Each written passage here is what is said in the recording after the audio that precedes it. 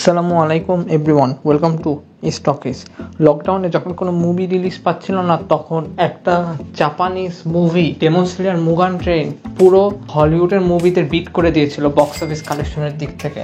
সেই অ্যানিমেরই next season Demon Slayer Hashira Training আর্কের রিভিউ নিয়ে আসছে আমাদের চ্যানেলের first anime review 32 Talkies. Demon Slayer অ্যানিমের অ্যাকশন চারদিকে অনেক ফেমাস, এর অনেক ফ্যান বেস রয়েছে, স্পেশালি স্পেসিফিক ক্যারেক্টারগুলো যেমন নেজুকো, মেইন ক্যারেক্টার তানজিরো, এরকম আরও অনেক ক্যারেক্টার ফ্যান বেস রয়েছে এবং এটা সবারই পছন্দের। ঠিকই এর সিজন 4-এর কাহিনী সিজন 3 এর পর থেকে শুরু হয়।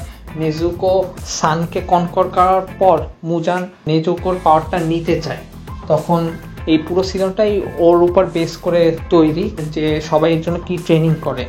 এপিসোড 1 থেকে এপিসোড 7 পর্যন্ত মূলত কিছু কিছু জায়গায় একটু রোমাঞ্চ ফিল হয়, বাট কিছু কিছু জায়গায় অনেকটা বোরিং ফিল হয়, কারণ কিছু কিছু জায়গায় অনেকটা মাঙ্গা রিলেটেড স্টোরি থাকে, বাট কিছু কিছু জায়গায় অনেকটা ফিলার থাকে যেটা এপিসোডের লেন্থ বাড়ানোর জন্য করছে, যার কারণে একটু বোরিং ফিল হয়। বাট সব কিছুকে ছাপিয়ে যায় এর এপিসোড 8।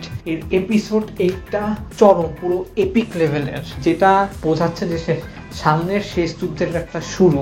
এপিসোড 8-এর সিনগুলো সবকিছু পুরো গুজবাম্প ক্রিয়েট করে দেয় এবং এরই ইন্ডিয়ার পরে যে এর নেক্সট আর্ক ইনফিনিটি ক্যাসেল আর্কটা অনেক সুন্দর হচ্ছে। আর আরেকটা বড় জিনিস, এর নেক্সট আর্ক কিন্তু কোনো সিজন ওয়াইজ রিলিজ হবে না, এটা কিন্তু 3টা মুভি ওয়াইজ রিলিজ হবে। সো এর সিজন 4-কে আমি 5/3 রেটিং দিব। এর সম্পর্কে আপনাদের কি ধারণা তা কমেন্ট সেকশনে জানাবেন। Don't forget to subscribe. Channel পছন্দ হয়ে থাকলে লাইক অ্যান্ড শেয়ার করুন। দেখা হচ্ছে নেক্সট টপিকে।